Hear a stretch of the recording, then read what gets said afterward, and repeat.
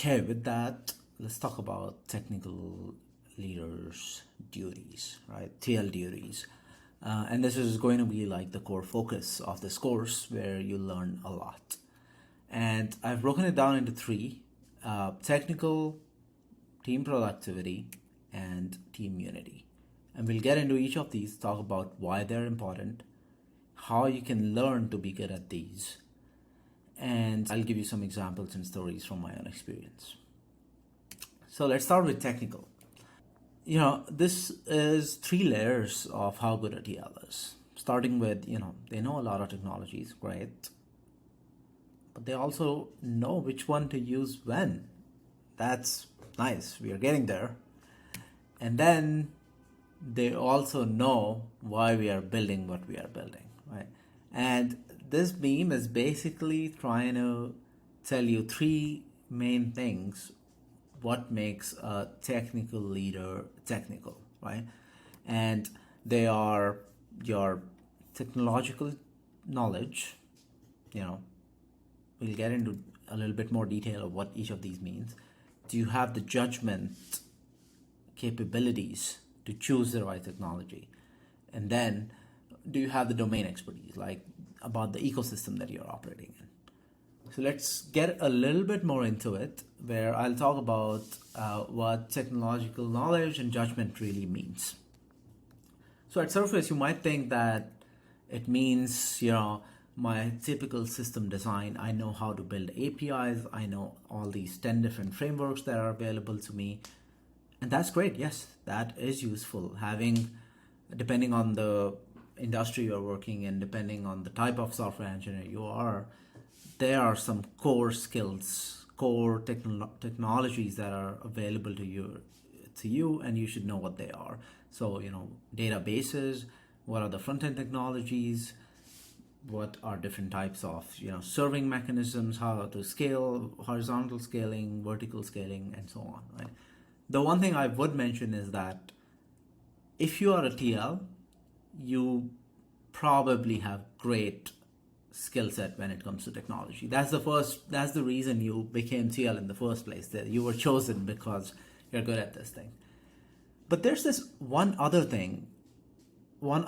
category of things that most TLs ignore a lot, and it comes to bite them back when it comes to their growth, and it's around all these auxiliary set of skills like testing, monitoring, and production skills that they either did not have experience of or did not invest enough in. And by that I mean, do you know what are the different testing frameworks? What is the conceptual testing pyramid, right? And for your product, for your team, and for your domain, how much should you invest in integration testing versus functional testing, right? What are the things and API contracts that you should be focusing on when it comes to testing? Then knowing how to monitor production systems, knowing what are the basic metrics that you will be evaluating, like latency and errors and so on, but then also understanding conceptual difference between black box monitoring and, white box monitoring. I would suggest that you check out this SRE handbook that was written by Google engineers. And even if you're not an SRE, the kind of lessons, the kind of fundamental discussions that you will read from this book are going to be so crucial to your growth as a software engineer. The other is production skills. Yeah, my Java server, my Java binary is thrashing right now. What does that mean? How do I debug it? What are the symptoms of different types of problems when it comes to serving, when it comes to scaling, when it comes to distributed systems? Knowing different techniques like profiling binaries, profiling error messages, and so on. This is very crucial if you want to be a strong technical. Now let's talk about the third one, which I mentioned, is domain expertise. So this is a little bit vague, and I think good TLs are technically strong. Great TLs are also somewhat knowledgeable about business concepts and business models and the product they are selling. So that would mean, say, you are basically, if you're working in an ads organization, typically how your ad partners, they get billed and invoiced. How do they get paid out? What is the general payout structure? What are the business metrics that your product team cares about? And that would be, number of ads clicked, number of impressions that converted. Knowing these business terms and how, say, for example, if you work in fintech, how does accounting work, like basic concept of a ledger and basic concept of a ledger, all of that will help you interface with different stakeholders like product managers and accountants, even like knowing your users. That's important. What are the demographics of my users? Who are my users? Am I selling if it's a consumer product, you need to know how people use the product that you're building if you want to build a good product. An example that I use is back in I think 2004, when Apple came up with the health app. You could record your like basic biological functions in that app in terms of number of steps, heartbeat, stuff like that, right? And they did not add a feature for women to be able to record their menstrual cycles. Imagine building a product that doesn't work for half of your market. And that's a big omission because I don't know, like the whole team probably did not have enough women to begin with to be able to suggest something like that. Or, like engineers did not have the empathy to think about who the users are. So having focus on your users, knowing them, is also what I consider part of the domain expertise. The other thing is how are systems organized? And that generally maps one-to-one with org structure. So there's this law called Conway's Law, which says that eventually the org structure of your company becomes apparent in its products. And what that means is, depending on how you break up the roles and responsibilities, wherever there's coordination involved, along those edges, you will start to see cracks in the product itself. So typically how organizations are broken down is based on systems architecture. So knowing what are the roles and responsibilities of various sub-teams within your org, within your company, that is critical as well. So the example that I use is my own, where I work for YouTube, and YouTube operates in a broader ecosystem of creator economy and entertainment, as well as just like short and long form videos. So I have this very, very basic knowledge of how that works. Then this is my team, which builds commerce products for creators and with other teams, and for other teams in YouTube. So I'm TL of my team. There's other sub teams in my organization. I have a very deep domain knowledge of my team. So how does billing work? How do different forms of payment work? Which payment processors do we use for processing payments? That's the role of my team. So I have very deep knowledge of that. Then I have somewhat of a knowledge about how catalog and listing works. How do we do revenue reporting? All those things. I have gained some knowledge about that. Enough of knowledge to lead through others, but I certainly do not know the exact mechanics of how much do we pay to our business partners, what is the payout structure, and so on. And then this is essentially, you can think of as the broader Google ecosystem, where there's various technologies like databases and servers that I have pockets of knowledge, like deep knowledge about some of these technologies. And you can also think of that, I have a good understanding. So as a TL, this is your sphere of influence. It grows over time. You certainly do not start at this position, but knowing these things are crucial because that's how you build products for your users. That's how you work with other functions. So, and I chose to club all of this as a technical aspect of an engineer, because a software engineer is not just someone who builds software, right? A software engineer is operating within this bigger picture of running a business, and it is one of the functions. And how you fit into the wider business, that is being technical. How do you become technically strong engineer?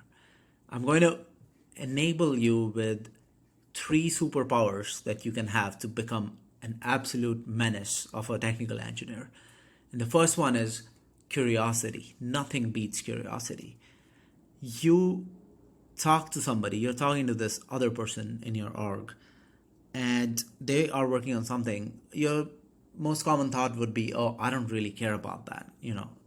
Like, okay, whatever, how is this going to help me? No, but the other mindset, the other way of thinking about it is, that sounds interesting. I wonder how it fits in within YouTube strategy, as an example, right? Or someone writes up a design doc which is nowhere close to what I work in, nowhere close to the area I work in. But I still skim through it and I extract useful information. Curiosity is sometimes tricky though, it's inherent, but it can also be cultivated by practicing and reminding yourself on a regular basis. So the other day, I truly felt like in past few months, I have not been as curious, because I've gotten this feeling that, hey, I know this, like my teams work somewhat well. I don't really need to go deeper. I have a good understanding. And that's not the type of complacency I want to go in. So I changed my phone's wallpaper, because I look at it like 20 times a day, maybe even more, to say that, like, don't forget to be curious.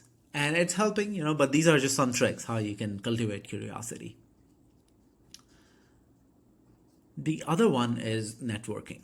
And most people would be like, oh, come on, that's not how I become a technically strong engineer. And no, I'll tell you why it's important. So I'll give you 2 options to choose from. One is that, someone wrote a design doc, or there's some area that you're trying to work in, some new area. You can read through 10 years of design docs and try to extract some useful knowledge from that to build a mental model of how systems are organized, why were certain decisions made, and so on. Or you can go to the TL of that team, talk to them for half an hour, maybe 1 hour. Half an hour is pretty much what you need. And you ask them what matters to you. You interact with them to build this knowledge about how systems work, how do they fit, what are the challenges, and so on. So in one case, you're spending like hours and hours of reading design docs, not interacting with someone. And that other one is, you're good at networking. You have friends in various places, like you have professional friends, and they give you very high signal, low noise information that you need to operate. Which one would you choose and why? I think the answer is obvious, right? As you grow more in your TL role, you would realize that networking is much more important. So currently in my role, I am TL for a team of 45 engineers. As you can imagine, the amount of design docs and artifacts that they produce every day is a lot for me to keep up with. It's very, very hard for me to read through design docs that have been written by junior engineers, which are honestly sometimes not the best organized. They're not the best writers. But I still need to keep track of all the technical developments that are happening. I need to understand what technical decisions are being made by these engineers, what are the problems they are facing. So what I do is I try to build a network of other TLs that I regularly meet with, on a bi-weekly basis. And typically I go with questions, or I just start with open-ended questions like, oh, hey, what are you working on? And what challenge are you facing? And then based on how interesting something sounds, we will either go deeper into a technical discussion about some challenge they are facing, or we'll talk about just what problems that like we should be solving as a team. Sometimes I go with ideas that I want to plant in their minds or get feedback from, because they truly are at the ground level, whereas I am hypothesizing from a different layer. So this type of networking really helps. So this type of networking you can do with your peers, your junior engineers, but also your senior TLs, like your area TLs, Uber TLs. They will give you that domain expertise. They will tell you what's coming up next, how is the senior leadership thinking about the org, the company, and what technical challenges will arise as how this ecosystem evolves.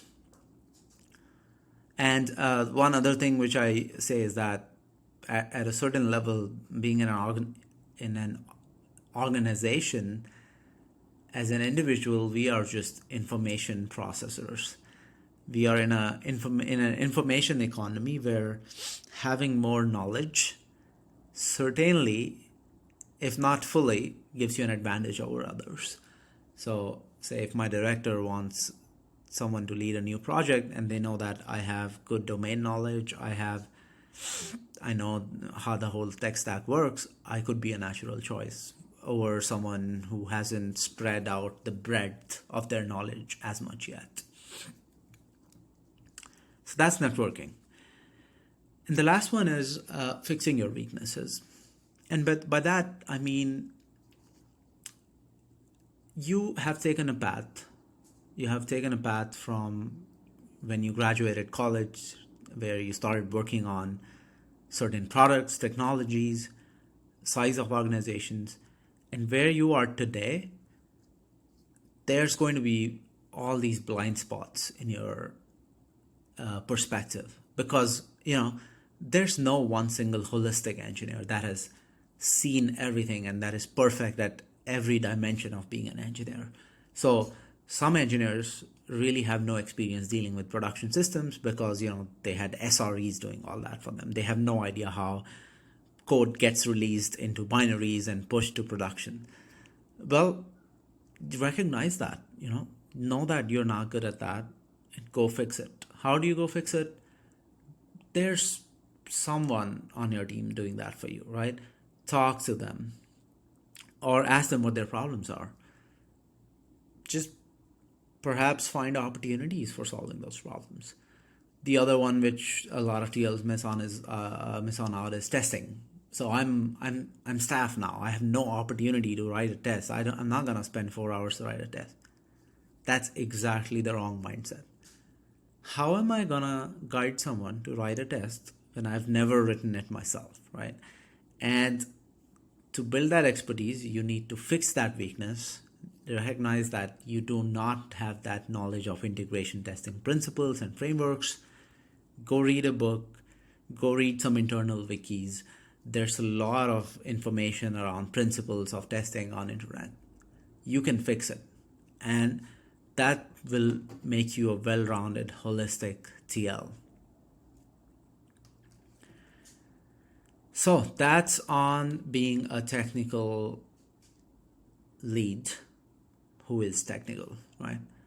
Now we're starting to get a little bit into leadership aspects of being a technical leader. And that's what we'll be covering in the next few chapters.